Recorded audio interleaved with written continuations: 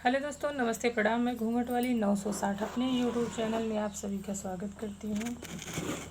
तो दोस्तों, आज मैं लेकर आई हूँ देशभक्ति कजरी गीत। गीत को पूरा सुनिएगा। गीत कैसी रही दोस्तों कमेंट में ज़रूर बताइएगा, और प्लीज़ चैनल को सब्सक्राइब करना, वीडियो को लाइक करना। दोस्तों,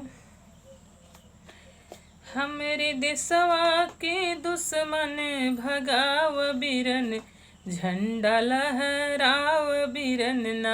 हमरे देशवा के दुश्मन भगाव बीरन, झंडा लहराव बीरन ना।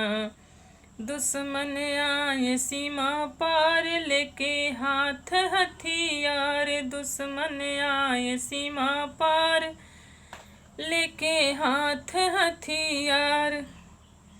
भारत माता के लजिया बचाव बीरन, दुश्मन भगाव बीरन ना। भारत माता के लजिया बचाव बीरन, झंडा लहराव बीरन ना। हमरे देशवा से दुश्मन भगाव बीरन, झंडा लहराव बीरन ना। हमरे देशवा से दुश्मन भगाव बीरन, झंडा लहराव बीरन ना।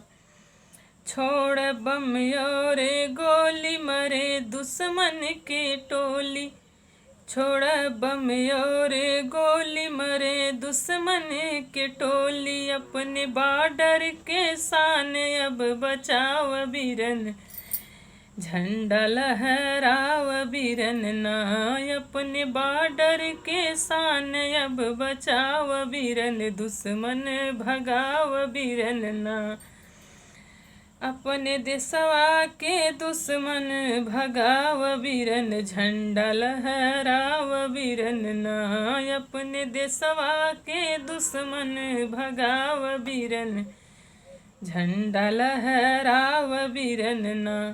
आवे अपने सीमा पार देवे देशवा के मार, आवे अपने सीमा पार देवे देशवा के मार। जाके बंचर में अगिया लगाव बीरन, झंडा लहराव बीरन ना। जाके अगिया बंचर में अगिया लगाव बीरन, देशवा बचाव बीरन ना।